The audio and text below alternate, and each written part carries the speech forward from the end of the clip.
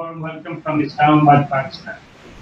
My name is Rafiq, and I am the Program Director Middle East at the Center of Pakistan and International Relations, COPER. COPER is a non-profit, non-partisan strategic think tank that advances solutions to Pakistan's national policy objectives through high-quality research and analysis. It is a pleasure to welcome you all today to this online conversation on Pakistan through the lens of Middle Eastern geopolitics.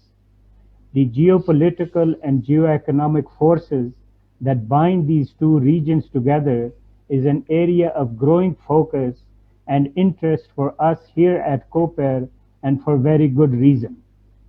Pakistan's Middle East policy, with its own strengths and weaknesses, is born out of the region's power dynamics underpinned by sectarian and economic configurations. Although the Middle East often presents itself as a geopolitical battleground where external powers tend to settle their contentions, Pakistan's relations with its long-standing allies in the Middle East have become uneasy since its decision to remain neutral in the Yemen war.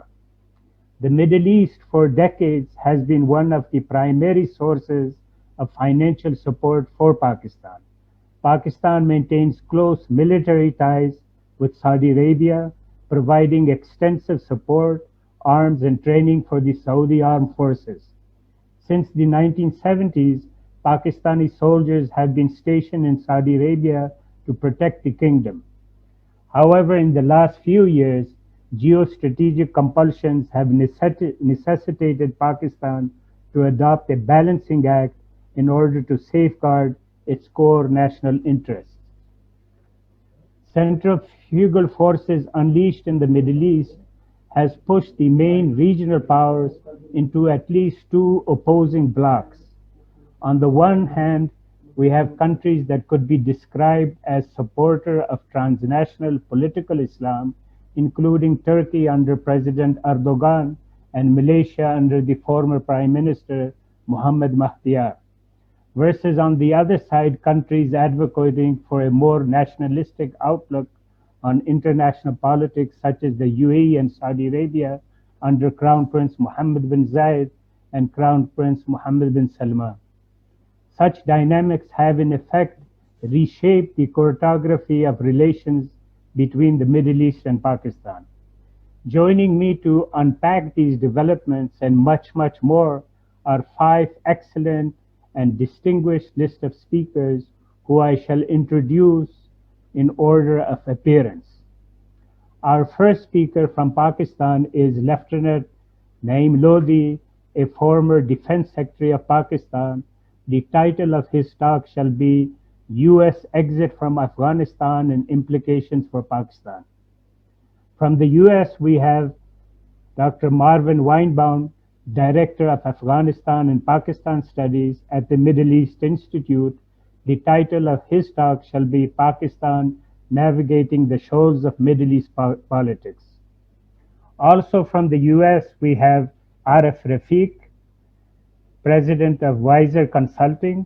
The title of his talk will be Pakistan-Saudi Relations in the Era of Mohammed bin Salman. From the UK, we have Omar Karim, Visiting Fellow, Royal United Services Institute. The title of his speech will be Power Politics of the Middle East and Pakistan. Last but not least, from Pakistan, we also have Brigadier Samson Simon Saraf. The title of his speech is going to be The Greater Middle East. Our moderator for today's session is Raja Faisal, who is a senior journalist and executive editor of the Asian Telegraph.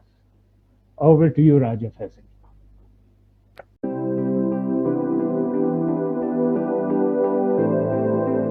The next guest speaker, we have Arif Rafiq, a very young Arif Rafiq. I love to read him, and he has very pleasant ideas, very new ones, new to the world, and he's very up to date. He's President Vizer Consulting, title of his speech today would be Pakistan-Saudi relations in the era of MBS, Mohammed bin Salman. So the floor belongs. Thank you, Rajasab. Thank you for making me feel a bit younger this morning. Thank you all. Thank you, Khalid Saab, and thank you, Amna Sahiba, and everyone at CoPair for organizing this discussion.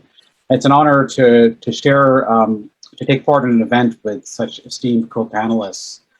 Broadly speaking, I'm going to be speaking about the Pakistan-Saudi Arabia relationship in the era of MBS. And I think broadly speaking, there are two overarching drivers in the foreign policies of both countries that have also shaped the bilateral relationship during the MBS era. And the first is a more assertive Saudi foreign policy that's driven less by historical partnerships and more by transactional relationships, including an emphasis on large Asian energy importers. And the second is Pakistan's diversification of its strategic partnerships in an era of multipolarity, and its affirmation of its red lines, even against states that have relative economic or military advantages over it. And so, states that one could say that Pakistan is even dependent upon in some shape or form. Now, the MBS era officially began in January 2015 when his father, Salman bin Abdulaziz, took over as king after the death of King Abdullah. MBS assumed the role of Minister of Defense, and then later he was appointed as Deputy Crown Prince. And his rise triggered a more assertive Saudi foreign policy vis-a-vis a more aggressive Iran in the region. And Riyadh perceived this not just as malign, but also encroaching on its backyard.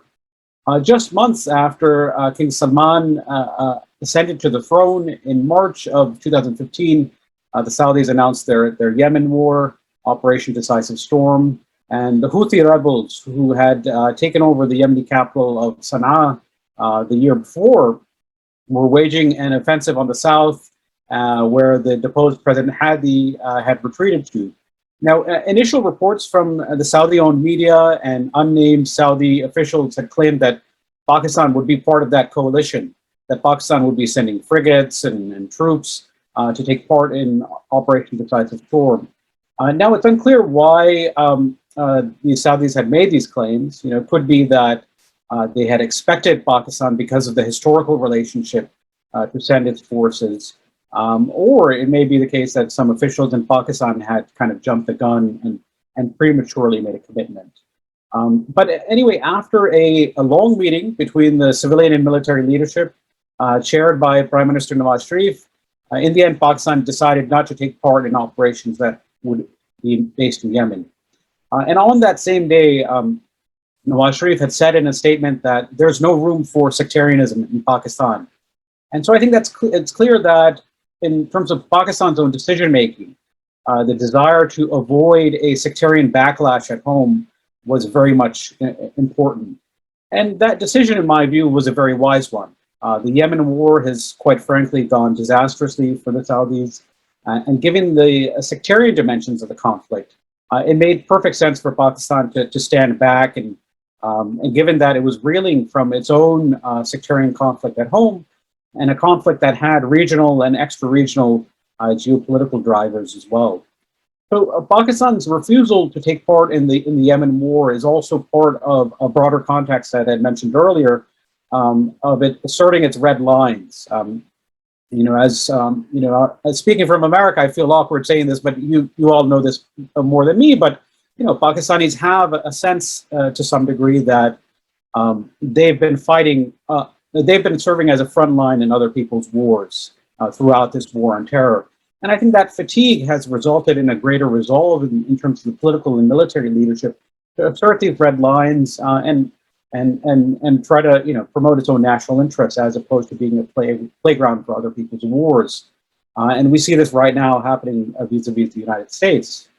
At the time, Pakistan was also less than a year into Operation Zarb-e-Azb, which was its last large-scale counterinsurgency push in the former Fatah region.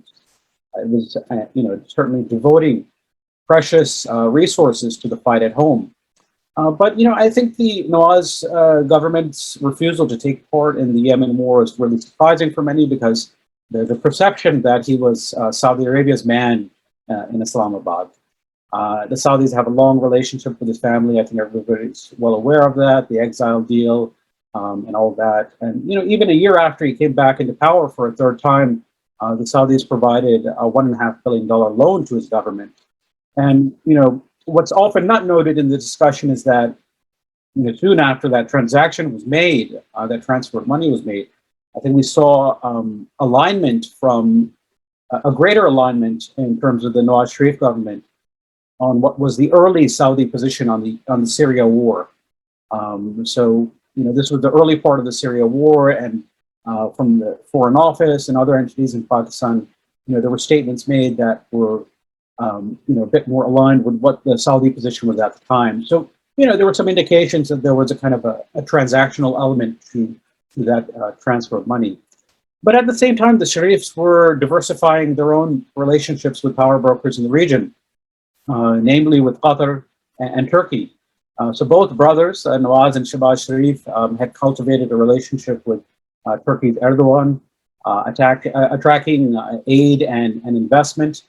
The Nawaz Sharif government also signed a long-term LNG agreement with Qatar in 2016, and one of the CPEC coal power plants also involves a Qatari investor, Hamid bin Jassim Al Thani, who's a former prime minister, and someone who's close to the Sharif family played the role of intermediary in that transaction.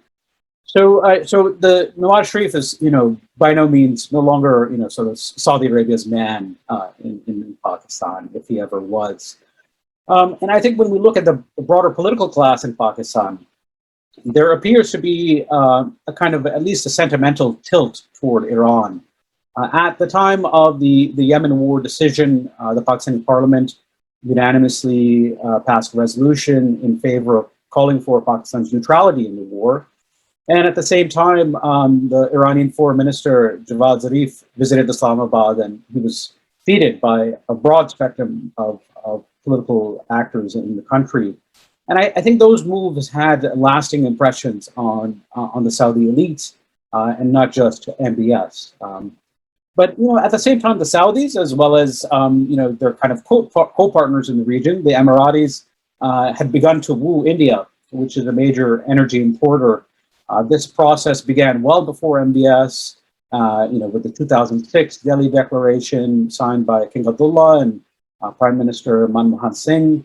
There have since been defense and strategic agreements signed between the countries, and counterterrorism cooperation has also grown. We've seen the Saudis extradite some people from to India, people who've been linked to Pakistan-based groups.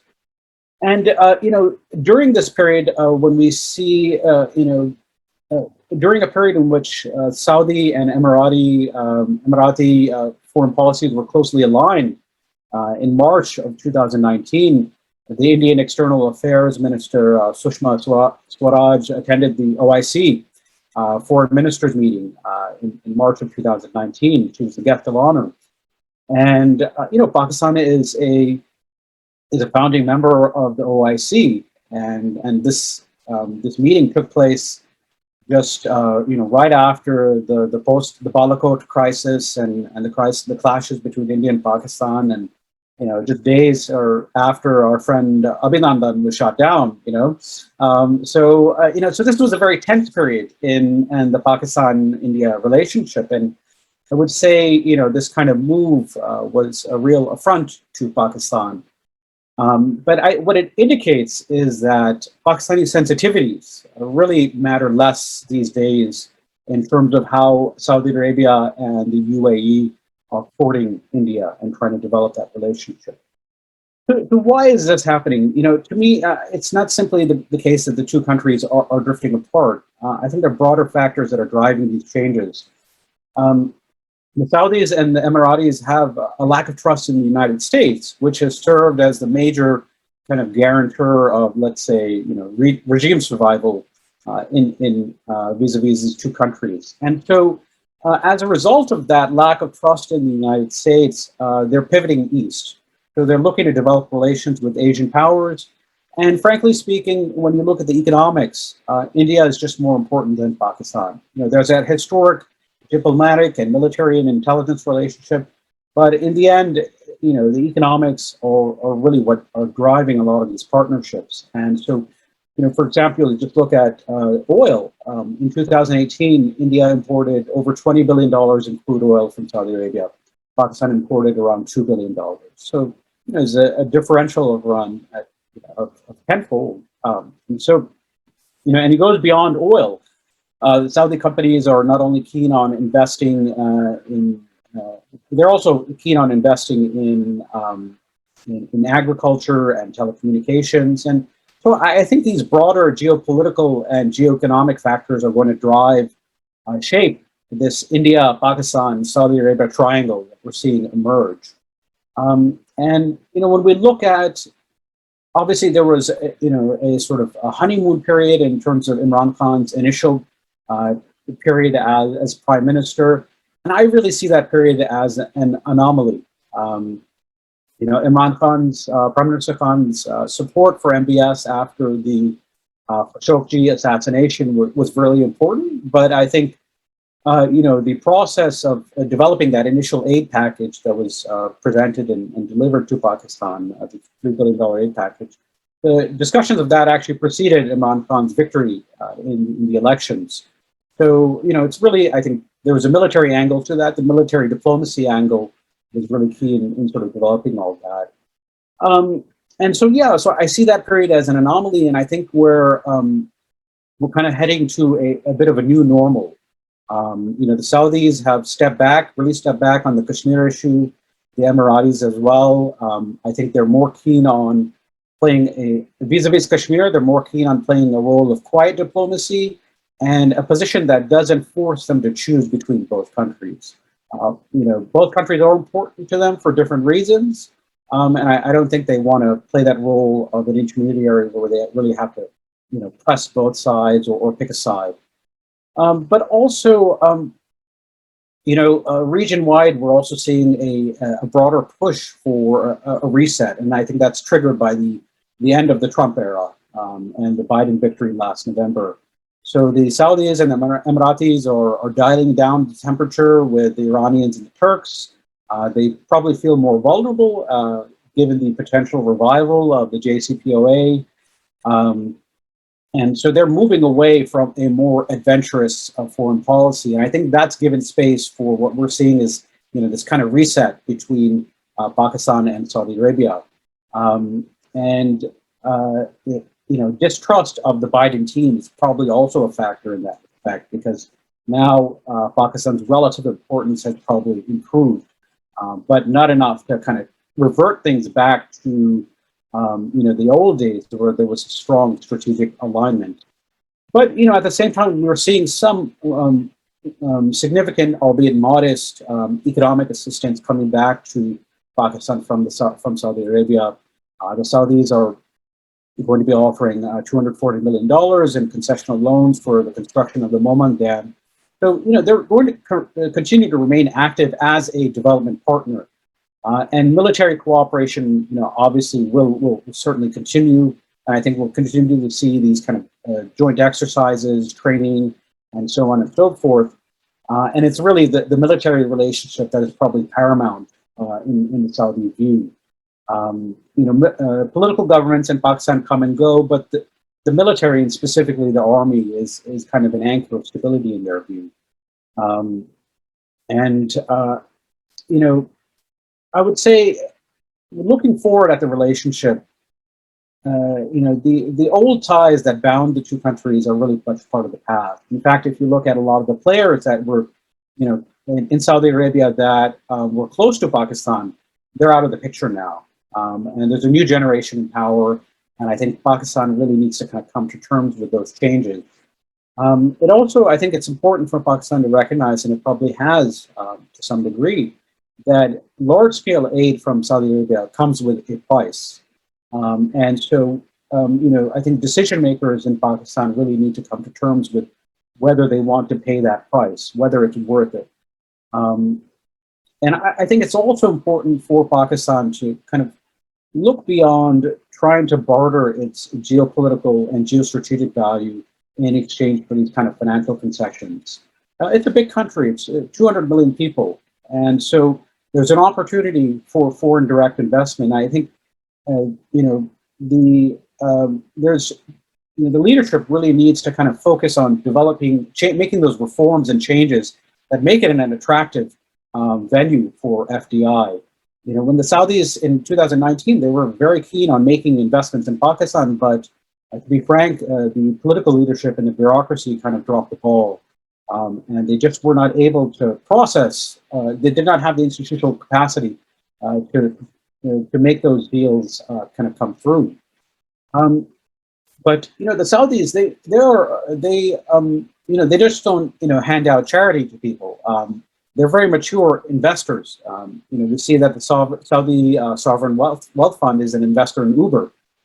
They also, the Saudis also invest in frontier markets like Ethiopia. So they're very mature, and they do things on a business basis, not simply just because the country is important. And I think it's really key that Pakistan, instead of trying to attract inflows on the basis of costly geopolitical and security trade-offs, that it really engage in this reform within that makes them attractive to people, investors in Saudi Arabia who see the country simply not as a strategic partner, but as a place where they can make money.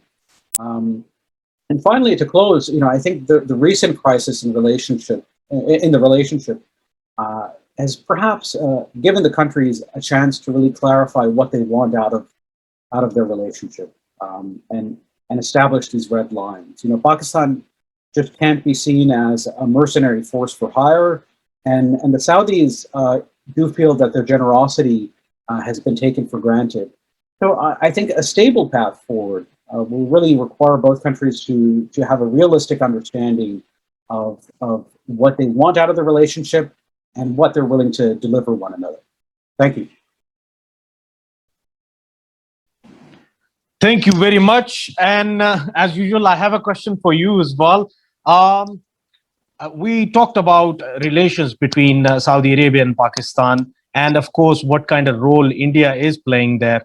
We have, talked about a situation where Pakistan was faced with the war on terror, and it created a sort of security situation in Pakistan. And owing to that security situation, we lost FDIs and we lost the economy of Pakistan. But now, do you not think that Pakistan and Saudi Arabia, they can help out each other in a very good way, owing to the 2030 MBS vision, Vision 2030, in that Pakistan can play a positive role?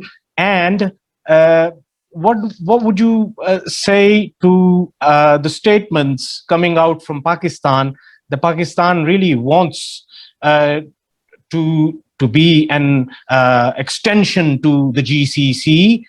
Why? Because with the advent of Gawada happens to be just an opening gate to the Gulf. So wouldn't it be better that Pakistan lobbies within the GCC countries for getting a sort of membership of the GCC?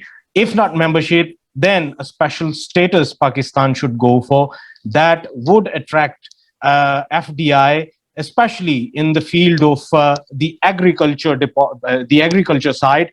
Why? Because when we talk about India's influence in the Gulf, that is because India has been, claiming to be the breadbasket for the GCC since, Pakistan was busy in fighting a war. So I would want your comment on this, sir.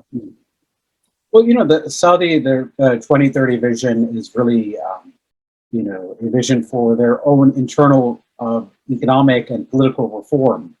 And so, the idea is to move beyond oil and to open up the economy to investments in all different types of sectors, reduce their dependence on oil, and improve the quality of their labor force and develop employment the Saudis have kind of been pushing for Saudization of the labor force since the 1980s. It's starting to happen, to be honest, but it's taking quite some time. And so I think a better way, and then you had mentioned Pakistan possibly integrate into the GCC, formally joining the GCC. The GCC is simply a bloc for Gulf Arab states that are located physically in that region. So I would say, if you look at other countries that have strong economic relations with the Gulf, they don't necessarily have to be members of the GCC, and they don't necessarily have to, in a practical sense, align themselves with, this Saudi 2030 vision. I think, there are, Saudi Arabia is a net food importer. Pakistan is can still potentially serve as one breadbasket for the region, but it has to focus on certain industries where it may have a comparative advantage, and so that could be in livestock. But all of these accessing these markets really requires the kind of political and bureaucratic reforms and a willingness in the business community to adhere to standards that are set by importing countries. So those are often, sanitary requirements, and then other bureaucratic and procedural requirements. And there is a kind of a general lack of willingness in Pakistan among the business community to do that. And I would say the government has kind of lagged in terms of helping facilitate those reforms within. So, I would say, you can take out these kind of institutions and these boilerplate, these kind of branding strategies that nations use, these 2030 visions and all that, and just get down to brass tacks. What can we sell to them, and how do we do that? And just look at the mechanics of that and try to access those markets. Because in the end, if countries are importing sugar from one country or cows and buffalo from another country, they're not saying doing that because of some kind of geostrategic reason. There might be trade pacts that facilitate that, but it's the economics of it. And so I think it's important to de-link the geostrategy and the geopolitics and the defense issues from the economics, and position yourself as a country that can really win in the competitive marketplace of global trade. The Saudis are just one market where you have to do that, and there are just dozens, if not over 100 others. Thank you very much, Arif Rafiq. As always, it was a treat to listen to you. And now